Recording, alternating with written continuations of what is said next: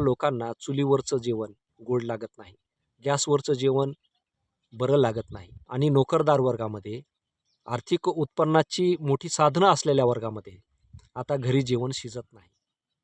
नमस्कार मित्रांनो, सध्या आपण एका अधिकाऱ्याचं तोंड भरून कौतुक करत आहोत आणि ते कौतुक करत असताना आपण आपल्या जीवनाशी कशा प्रकारे प्रतारणा करतो, आपण आपल्या दैनंदिन आहारामध्ये आपलाच मृत्यू आपल्याच हातानं कसा जवळ खेचतो याचं थोडंसं आकलन करणं गरजेचं आहे.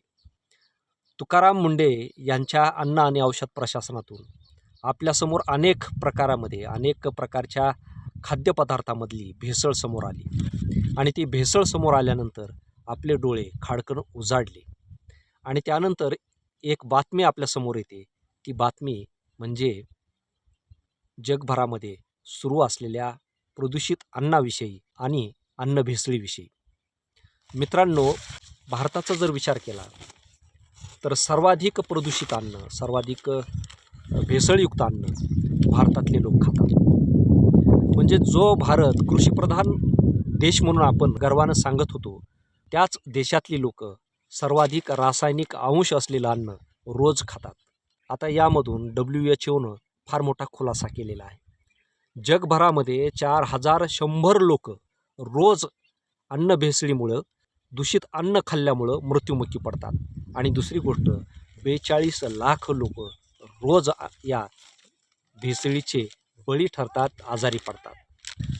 ही बातमी, ही माहिती WHOनं काल जगासमोर दिलेली आहे. आता एवढा मोठा धोका कुठून आपल्यासमोर आलेला आहे? कारण आता लोकांना चुलीवरचं जेवण गोड लागत नाही, गॅसवरचं जेवण बरं लागत नाही आणि नोकरदार वर्गामध्ये, आर्थिक उत्पन्नाची मोठी साधनं असलेल्या वर्गामध्ये आता घरी जेवण शिजत नाही. कुठेतरी रोज हॉटेलमध्ये, फूड पार्कमध्ये जेवणासाठी जाण्याची आता फॅशन झालेली आहे, ट्रेंड झालेला आहे आणि इथंच आपल्याला गाठतो तो म्हणजे मृत्यू. म्हणजे आपण आपल्या धुंदीमध्ये, आपण आपल्या लाईफस्टाईलमध्ये हे विसरून जातो की आपण नेमकं खातो काय आणि आपण आपल्या शरीराचं नुकसान करतो किती. आणि त्यामुळंच एकूण वर्षाचा हिशोब जर केला जगभरातला तर 88.5 कोटी लोक या दूषित अन्नामुळं आजारी पडतात. आणि दुसरी गोष्ट की दरवर्षी जगभरामध्ये 15 लाख लोक दूषित अन्नामुळे मृत्युमुखी पडतात.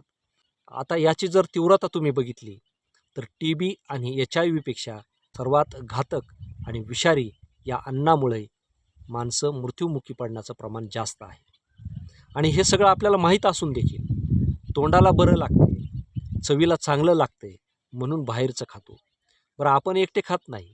वाढदिवस आला, घरामध्ये एखादा चांगला मुहूर्त आला की आपण काय करतो की संपूर्ण कुटुंबासकट बाहेर जेवायला जातो, बाहेर फास्ट फूड खायला जातो.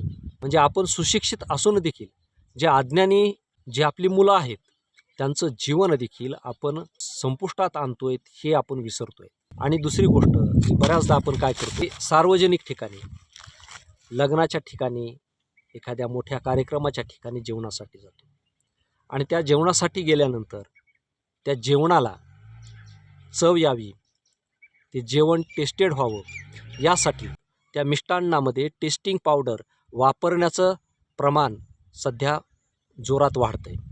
आणि त्यामुळं होतं आहे काय की त्याचं प्रमाण किती असावं हे त्या आचार्याला माहीत नसतं आणि त्यामुळं त्याचं प्रमाण जर वाढलं तर माणसाच्या लिव्हरवरती सर्वात मोठा परिणाम होतो आणि त्यातली त्यात ज्यांना BPचा आजार आहे, ज्यांना हृदयाचा आजार आहे, तर त्यांच्या आजाराची तीव्रता वाढण्याची शक्यता इथे जास्त असते. आणि म्हणून बाहेर जेवण करताना एखाद्यानं किती जरी आग्रह केला तरी आपल्या घरचं अन्न हेच खरं जीवन अन्न आहे, हेच खरं अमृत आहे, हेच आपल्या जीवनाला परिपूर्तता देणारं आहे, हे लक्षात ठेवणं आवश्यक आहे. म्हणून बाहेरच्या अन्नामध्ये काय आहे हे आपल्याला माहीत नसतं आणि अशा बऱ्याच घटना घडलेल्या आहेत की ज्यामुळं बाहेरचं अन्न खाल्ल्यानंतर लोकांच्या घरामध्ये सहज मृत्यू आलेला आहे. आणि कुठेतरी आपण या जगामध्ये आपली लाईफस्टाईल म्हणून किंवा प्रतिष्ठा म्हणून ज्या मोठ्या मोठ्या गोष्टी करायला जातो तिथेच कदाचित आपला घात होऊ शकतो. याची काळजी घ्या आणि साधं जगा, आहारामध्ये साधं अन्न घ्या. ती सवय आपल्या मुलांना पुढच्या पिढ्यांना लावा. तरच माणूस दीर्घायुषी आणि निरोगी जगू शकतो.